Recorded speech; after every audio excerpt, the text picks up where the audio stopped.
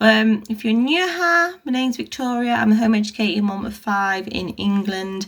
I do a gardening collab on here with Maria from the Rich and Simple Living, March to October, and I mostly talk about home education, motherhood, the odd haul. So if you like the idea of that, please subscribe. All my raw, unfiltered, large family homeschool vlogs are now on Patreon, which I'll link below.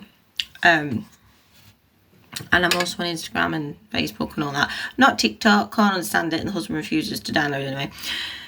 So, so today we're going to talk about home education and cooking. Now, I'll just start off this by saying that if none of your kids are interested in cooking, it's not your thing, you're not particularly into it either, it's just one of the things you've got to do, then that is fine. I'm not saying it has to be, you have to be doing it. That is totally fine. I'm just talking as if it is your thing. Yeah, homeschool families are very, very diverse. Some people are interested in some things, some people are heavily interested in other things. It's just a topic. It doesn't matter.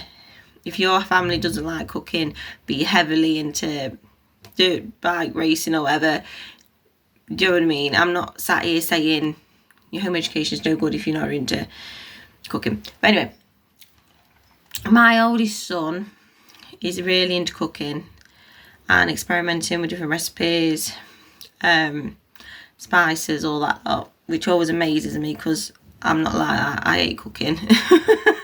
I like cooking with him and, you know, rediscovering things with him, but in general it's just one of the things I've got to do, like the laundry. I'm not into cooking and I'm not into trying new things. I like a jacket potato.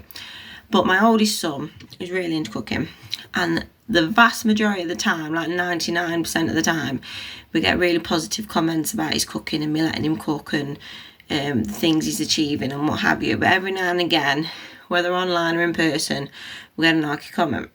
So I just wanted to say why cooking is a beneficial subject in home education and why the people who are narky are wrong. So, where are we? So one of the comments he had was, he had a friend, you know, they're not friends now, but a couple of years ago, he had a friend, and the friend did this whole thing of like, all of a sudden, I'm better than you because I go to school and you don't, and start quizzing him on maths and, you know, the square root of whatever. And this was a few years ago. I think he was about 9, maybe 10. Anyway, quizzing him about things. And my oldest son's dyslexic, so when he was asking him to spell things, my oldest son was like, yeah, but I can cook, da-da-da-da-da. And his friend was like, yeah, but cooking doesn't matter, that's one of the things you learn later in life. And I've also had comments before about he's too young to be cooking, like, what did he cook last night? Duck curry udon or whatever it was. Now, yes, you can learn at any stage in life, but you can learn anything at any stage in life. And if that's what you're interested in, that's what you want to learn, why shouldn't you be able to learn it? Just because, how can he be too young? We're not talking about lap dancing here, we're talking about cooking. Why is he an age thing on cooking? I mean, yes, the younger they are, you have to help with the cooker element and perhaps the chopping element when they're younger, but yeah, why do you have to be at a certain age to do it? I can never understand that one. And why is learning to cook something you have to learn later, but you have to learn the square root of whatever now? I don't get it.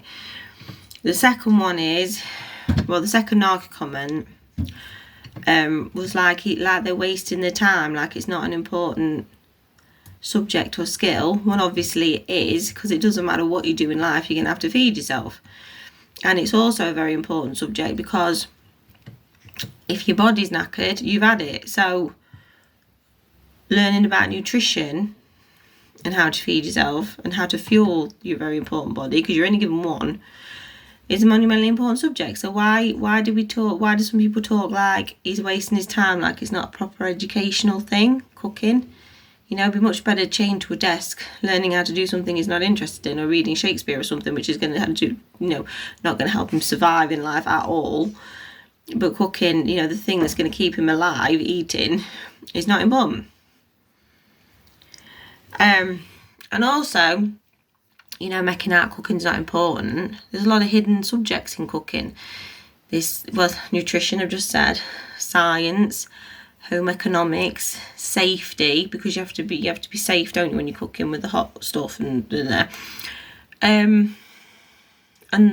what's the word? Different countries, the world. You know, like he was doing Japanese rice balls, and then he was looking up Japanese culture, and then last night he did a Chinese thing, and he'd be looking up about that. So it's also world. And I think the other thing it does is it makes you brave. Makes you not scared to try new things. I'm very frightened to try new things in case I don't like them. I don't know where I get that from, but I don't like trying new things in case, food-wise, in case I don't like it.